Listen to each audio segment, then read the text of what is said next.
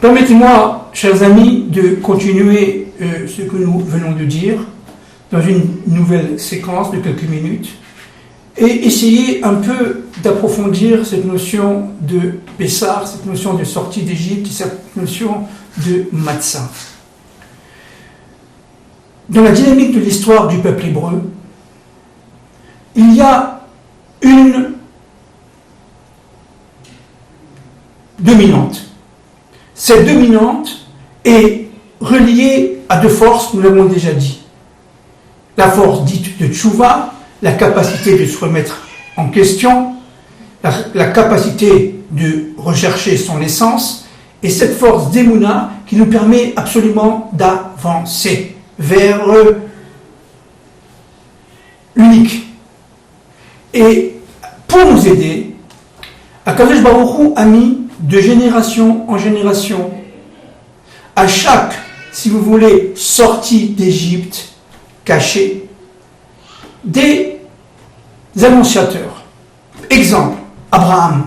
Abraham Avinu, Abraham notre père, mangeait de la matzah le 14 Nissan, disent les Chachamim, alors qu'évidemment il était avant la sortie d'Égypte. Comment le savait-il? Parce qu'il le sentait. Il sentait que c'était une nuit de libération. Il sentait que c'était une période de révélation. Il savait que le 14 Nissan au soir, Dieu était avec lui. Et pour cela, il avait une émouna absolument inébranlable, très très forte. Et à chaque génération, chaque année, Dieu envoie un annonciateur.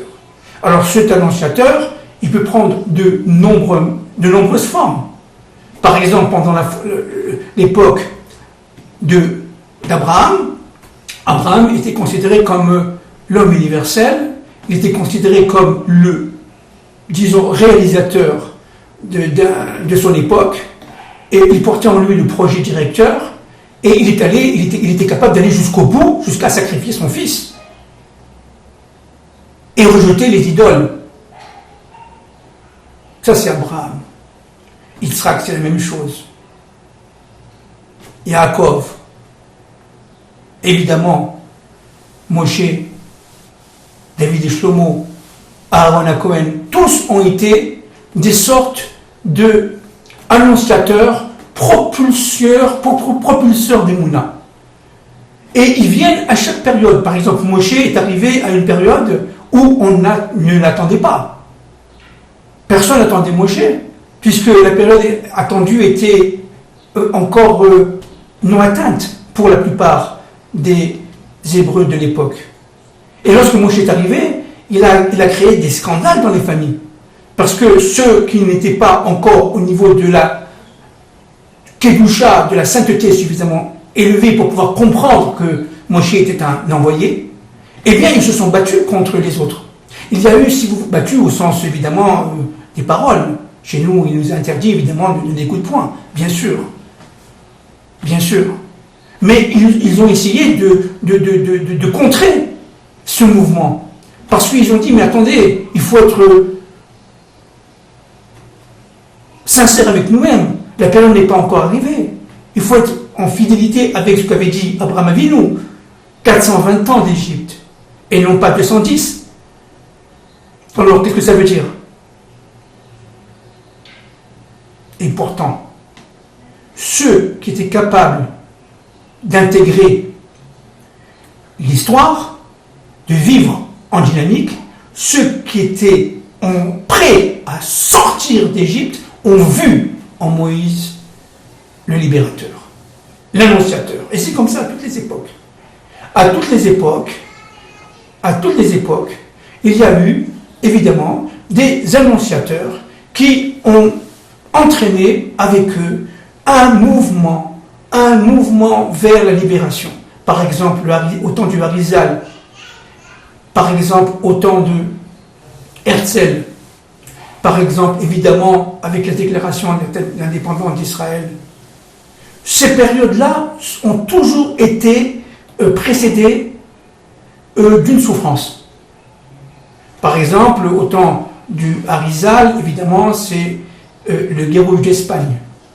des grandes souffrances que l'Empire espagnol a donné à, disons, donner, je peux dire, je cherche un autre mot, mais enfin, un autre verbe, mais à inculquer au peuple juif. Et ça a été terrible. Les bûchers, c'était terrible. Et c'est après cela que, si vous voulez, une révolution va se faire, l'ouverture vers la Palestine de l'époque, vers un nouvel ordre qui était un ordre voulu par Dieu. Des kabbalistes sont sortis, ils sont partis à Sfat, ils sont partis à Jérusalem. Après eux, il y a eu le Gal de Vilna et ces équipes qui, elles aussi, sont parties à Jérusalem, etc., etc. Il n'y a pas eu une génération où chaque période était portée vers une annonce, un phénomène annonciateur. Vous savez pourquoi, entre nous? C'est parce que notre âme, la plus profonde, n'a jamais quitté Eretz Israël. Cette âme n'a jamais quitté cette terre. Et c'est pour ça qu'on est plus ou moins, en fonction de notre niveau de, disons, d'assimilation, malheureusement, on est plus ou moins informé, plus ou moins conscient de cette réalité-là. Mais notre âme n'a jamais quitté la terre d'Israël. Et c'est pour ça qu'à chaque génération, on est porté par un mouvement. Ceux qui ont compris sont portés. Et aujourd'hui, ceux qui comprennent ce qui va se passer dans le monde sont interrogés, pour le moins, y compris chez les non-juifs, sont interrogés. Qu'est-ce qui se passe?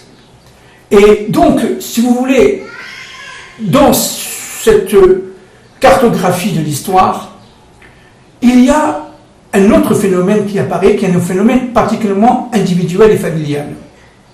Chaque jour, en fait, on est censé sortir d'Égypte.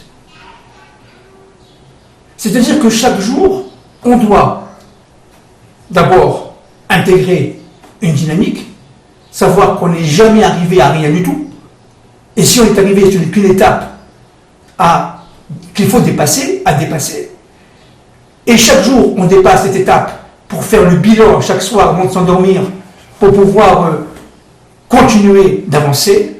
Celui qui n'avance plus, il meurt. Ça, c'est une première chose. Donc, si vous voulez, la dynamique de notre propre histoire individuelle et familiale se veut absolument constructive. Chaque jour est plein. Comme je l'ai dit l'autre fois, il se construit en lui-même.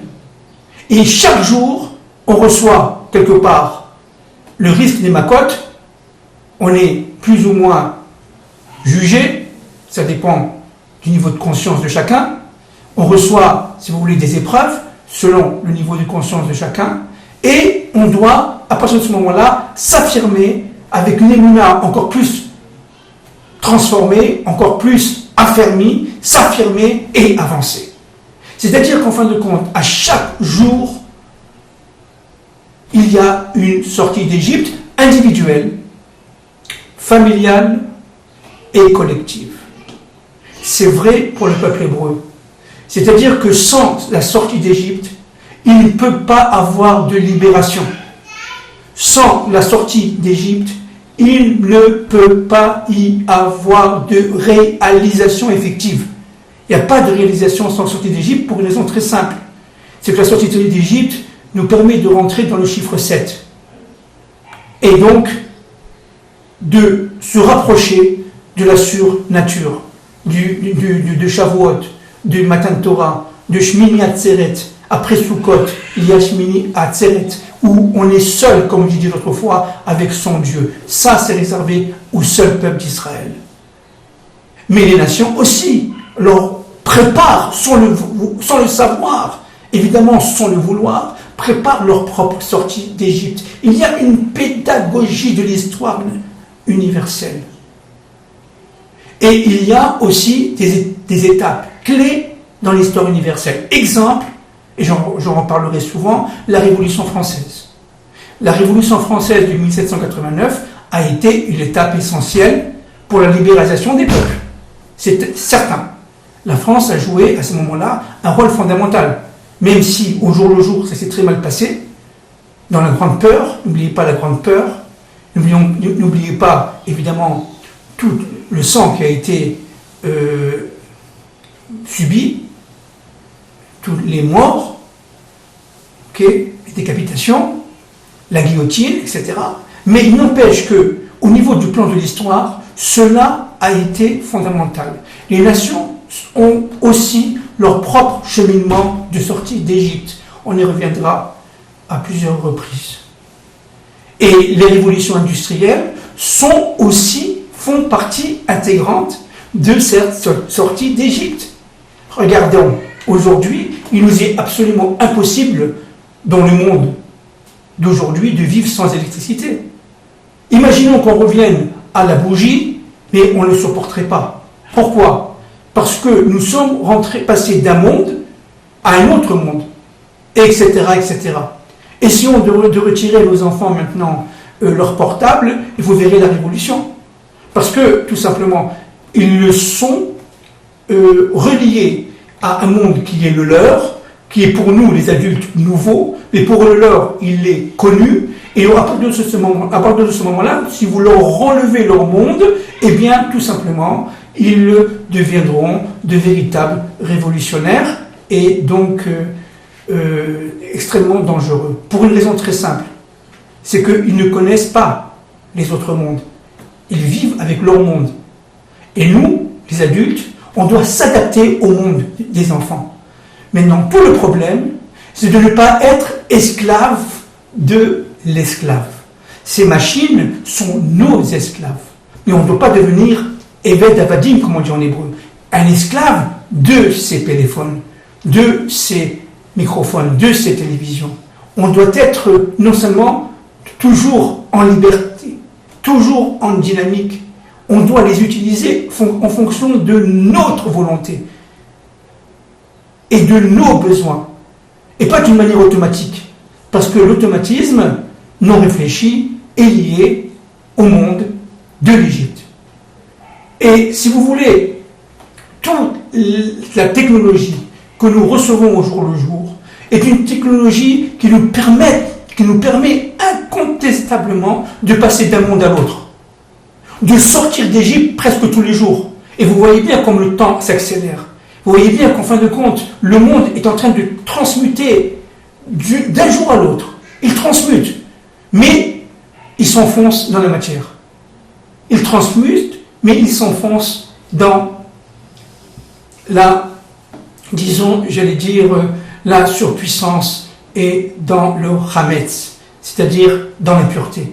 Il nous est absolument fondamental d'expliquer, et ça c'est le rôle d'Israël, que la sortie d'Égypte est liée tout simplement à cette faisabilité de matzah universelle. Il faut retirer les scories, retirer les écorces, ce qu'on appelle les clipotes en hébreu, je l'ai dit souvent, et de manière à voir le fruit tel qu'il est. Et le fruit est très très beau. Le fruit est très beau, le fruit universel est très beau. Les nations sont en train de transmuter les unes après les autres. Alors toutes les guerres, etc., sont des guerres de transmutation, et mais malheureusement aussi des guerres de destruction. Parce qu'il y a des nations qui ne sont pas capables de transmuter, elles sont devenues trop impures et elles se détruisent. Ou elles sont détruites. Et c'est ce qui s'est passé malheureusement au temps de la sortie d'Égypte, où les 10 plaies ont complètement fait imploser le système égyptien. Parce que, tout simplement, l'Égypte se croyait dominatrice, universelle, éternelle, et ne connaissait pas le Dieu un, en tout cas le Dieu d'Israël.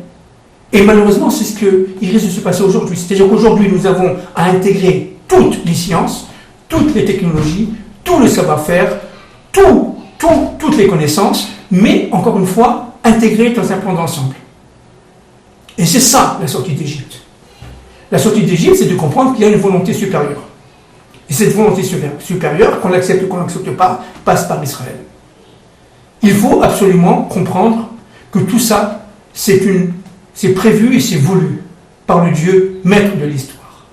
Voilà, je vous salue, je vous embrasse tous encore une fois, et je vous dis de tout mon cœur, Shalom.